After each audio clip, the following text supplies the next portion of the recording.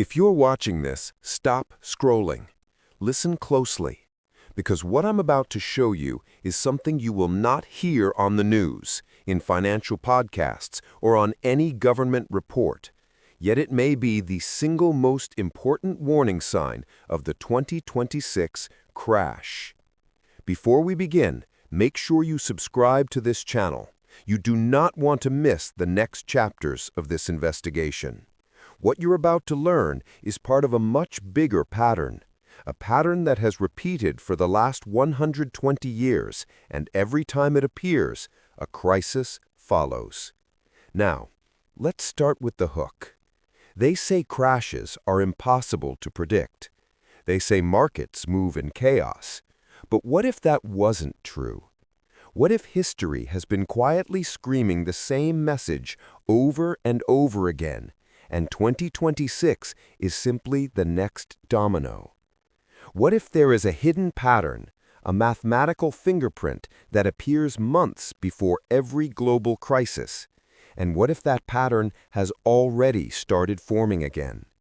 Because today, right now, under all the noise of elections, wars, inflation, interest rates, and digital hype, that same signature has returned.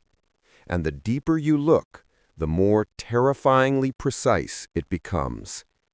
The pattern begins where crashes are born. To understand what's happening, you must first accept one uncomfortable truth. Crashes don't start in the stock market. They don't begin with investors panicking, or banks failing, or governments making mistakes.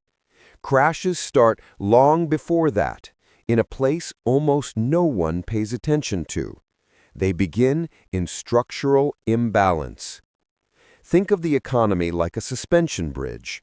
From the outside, everything looks stable. Cars move, people walk, the structure holds. But deep inside the steel beams, tiny vibrations form. Vibrations so small, so silent, that no human senses them. Until one day, they sink, and the entire bridge collapses. The global economy works the same way. Long before the collapse of 1929, the vibrations had already begun. Long before the dot-com bust of 2000, the same hidden tremors appeared. Long before the 2008 meltdown, the same structural cracks were visible to those who knew where to look. Those cracks are back. And this time, they are appearing faster, spreading wider, and aligning with more precision than any period in modern economic history. The hidden pattern, a three-phase signal. What economists call random instability is actually a three-phase convergence pattern. Phase 1, asset overextension. This is when prices rise far beyond underlying value. It happened in the roaring 20s. It happened in the dot-com bubble. It happened in the real estate mania of 2006. It is happening now across AI stocks, housing markets, and private credit. When value disconnects from reality, the system enters the first vibration. Phase 2, liquidity stress. This is the part almost everyone misses. Real recessions begin not with falling prices, but with shrinking liquidity. When money becomes harder to borrow, banks reduce risk and credit tightens. This exact condition is tightening again worldwide. Central banks are trapped. Raise rates and they crush the system. Cut rates and they ignite inflation again. There is no safe path left. Phase 3, confidence erosion. The third signal is subtle and devastating. Confidence disappears slowly, then all at once. It dissolves in the background, in consumer behavior, in debt patterns, in institutional outflows, until one day investors wake up and feel something they can't explain. Something is wrong. That moment is the spark.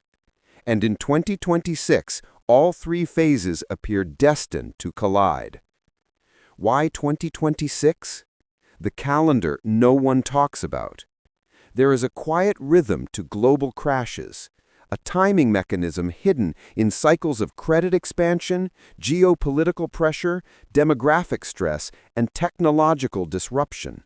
1929, 1973, 2000, 2008, 2020, 2026.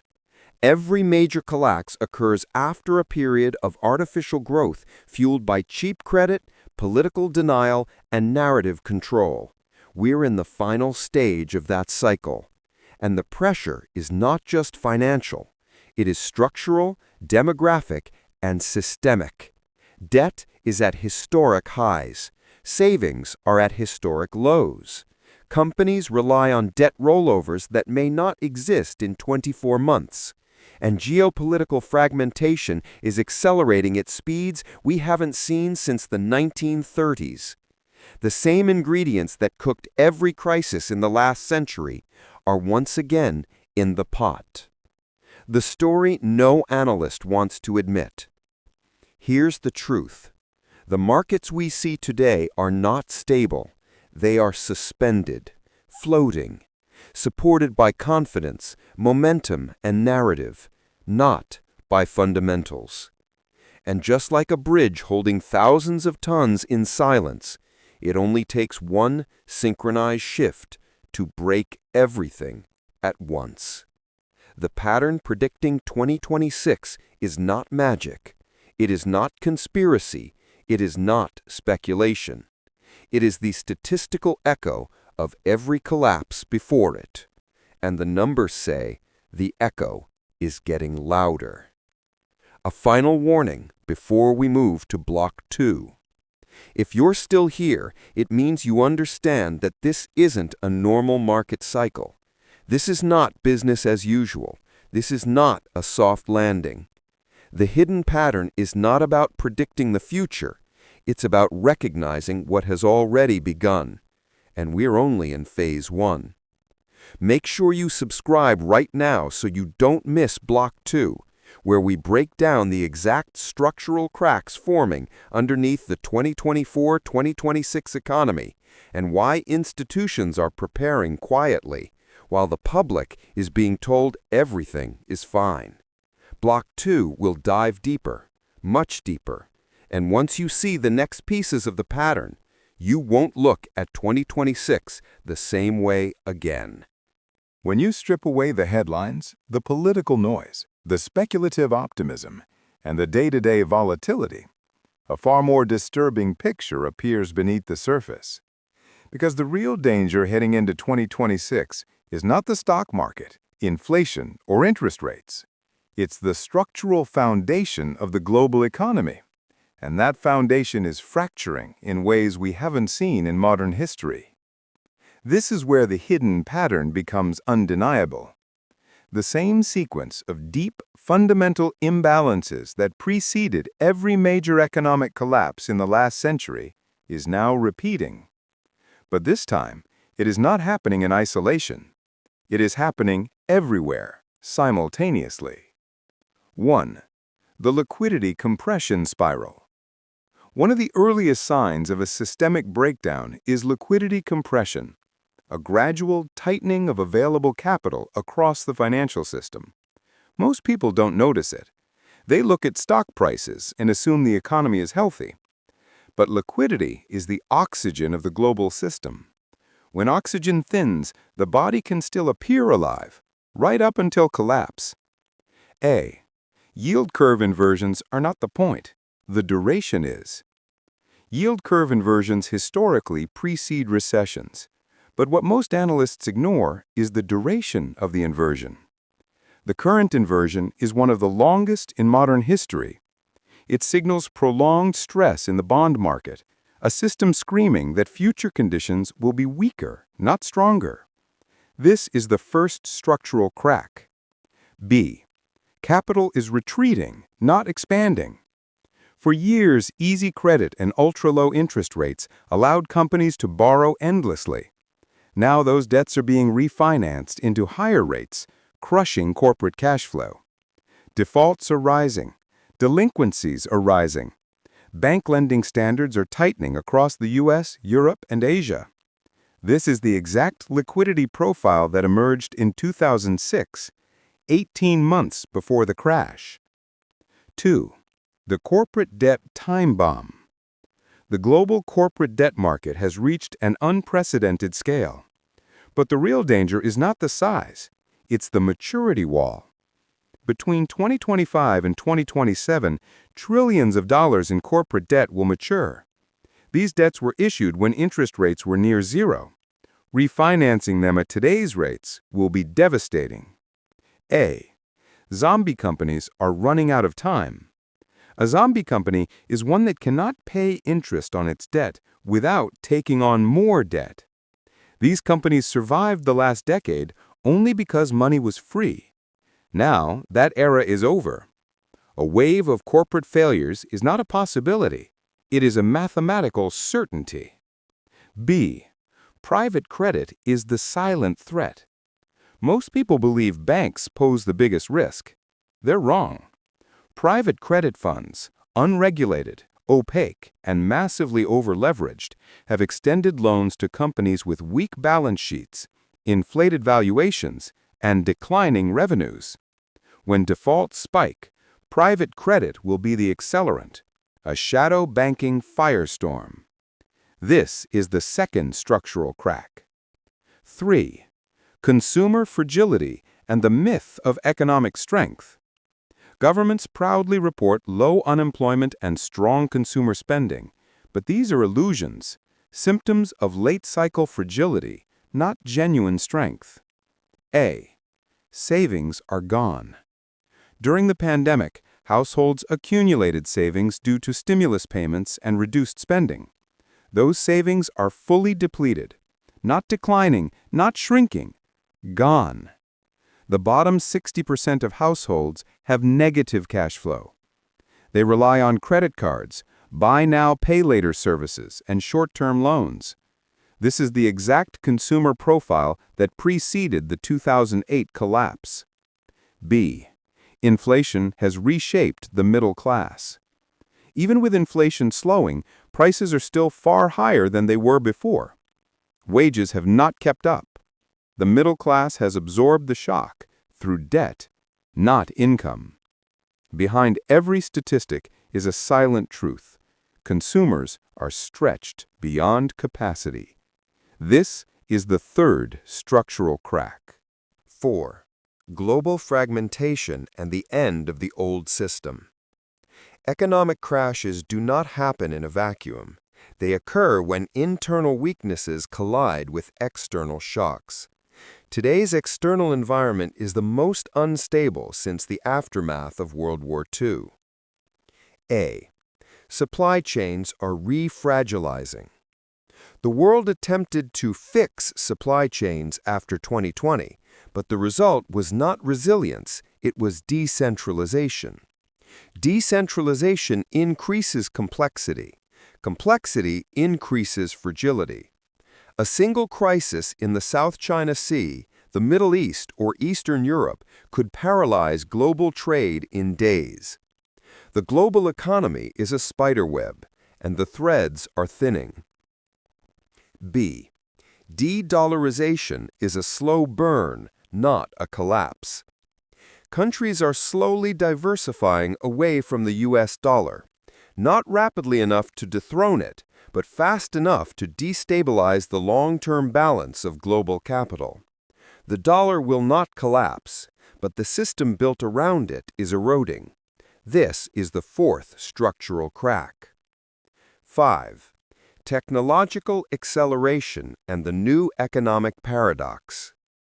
Technology should make economies more efficient, but in the short term, it often creates instability. A. AI is concentrating wealth, not distributing it. A handful of megacorporations capture the majority of AI-driven gains. This creates a paradox. Productivity rises, but inequality accelerates, and consumption, the engine of the economy, weakens. B. Markets are detached from fundamental value. AI-driven sentiment trading amplifies volatility. Algorithms chase momentum, creating price movements disconnected from fundamentals. This is the final pre-crisis signal, markets floating without anchors. 6. The convergence, why 2026 is the inflection point. Individually, these cracks would be concerning. Together, they form the same three-phase pattern we saw in 1929, 1973, 2000, 2008, and 2020. The global economy is now entering asset overextension, already in progress, liquidity stress, accelerating, and confidence erosion, the final stage. The timeline aligns with the maturity of corporate debt, central bank policy constraints, geopolitical fragmentation, and declining consumer stability. 2026 is not an arbitrary year. It is the year when all cycles intersect. Before we move to Block 3, Block 1 exposed the hidden pattern. Block 2 revealed the structural fractures forming beneath us. Block 3 will show how the collapse could unfold, step by step, as the hidden pattern reaches its breaking point. In Block 3, we break down the trigger event, the chain reaction, the institutional response, the global fallout, and the new system that may emerge after the collapse. If Block 1 was the warning, and Block 2 was the diagnosis, then Block 3 will be the autopsy, the moment we examine how everything finally breaks. Every major collapse begins the same way, quietly. Not with a headline, not with a panic, not with a dramatic market crash. It begins with a moment that feels small, insignificant, almost boring. A moment so ordinary that nobody realizes it was the spark until years later. And as we enter the final phase of this hidden pattern, the same spark is forming again. Block 1 exposed the pattern. Block 2 revealed the structural fractures. Block 3 is where everything finally breaks. This is how the 2026 crash unfolds. 1. The trigger event, a shock from the shadows. Contrary to what people believe, crashes rarely start from the event everyone expects. It is almost never the most obvious threat. The real trigger usually comes from the weakest, most fragile, most over-leveraged part of the system, the part nobody is watching. Heading into 2026, there are 3 likely trigger zones. A. Private credit defaults. As zombie companies failed to refinance their debt, private credit markets seize. A major fund, one managing billions, suddenly halts withdrawals. Investors panic. Redemption requests spike. This single moment reveals the truth. The money isn't there. The shadow banking system, which quietly grew larger than the entire U.S. commercial banking sector, begins to freeze. And when shadow banking freezes, liquidity everywhere collapses. B. A geopolitical flashpoint.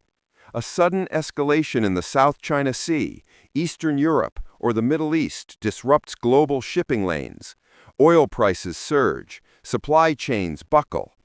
Even a short disruption sends shockwaves into an already weakened system. C. A sovereign debt shock. One mid-sized country, heavily indebted, politically unstable, and reliant on foreign capital, loses market access. Its bonds collapse. Contagion spreads to neighboring economies. This is the sovereign echo of 1997, the Asian financial crisis repeating on a global scale. Any one of these events could be the trigger, but the specific event doesn't matter. What matters is the reaction. 2. The chain reaction begins. Liquidity cascades. Once the trigger hits, the system reacts faster than institutions can respond. A. Corporate credit spreads explode. Bond yields spike. Refinancing becomes impossible. Companies that were barely alive under low rates suddenly enter cardiac arrest. Defaults accelerate, not 1 or 2, but dozens. Credit spreads widen to crisis levels. Banks tighten lending even further. Private credit funds halt withdrawals. This is the liquidity vortex, the point where capital disappears in real time. B. Equity markets snap. At first, the fall looks like a correction, 5% down, then 8%, then 11%. But when selling pressure continues for days without relief, investors realize this is no correction. This is the beginning. Momentum algorithms amplify the decline. High-frequency traders accelerate the sell-off. Volatility markets spike to extreme levels. Within weeks, global markets have lost trillions. C. The consumer breaks. The average household was already fragile. Now the shock becomes unbearable. Credit card delinquencies rise. Auto loan defaults surge. Mortgage refinancing disappears. Spending collapses. Businesses cut employees. Layoffs spread across industries. The consumer, the final pillar of the economy, begins to fall. 3. Institutional panic. The illusion of control shatters. Governments and central banks scramble to respond, but they are cornered. A. Central banks face an impossible choice. Cut interest rates to save the system? Inflation returns. Keep rates high to control inflation? The economy collapses faster. Every option accelerates a different crisis. No option stabilizes the system. This was the same trap seen in 1973, 2008, and 2020, but now all cycles overlap at once. B. Bailouts become politically toxic. In 2008, the government saved the banks. In 2020, they saved corporations. But in 2026, the public will not tolerate another bailout. Populism rises. Austerity battles erupt. Political paralysis intensifies. Governments delay intervention, and every day they wait, the collapse deepens. C. The global order splits. Countries begin acting independently. Capital controls, export bans, currency interventions, emergency liquidity injections, restrictive trade policies. Coordination, once the core of global stability, evaporates. The world fractures into economic blocks, accelerating the downturn. 4.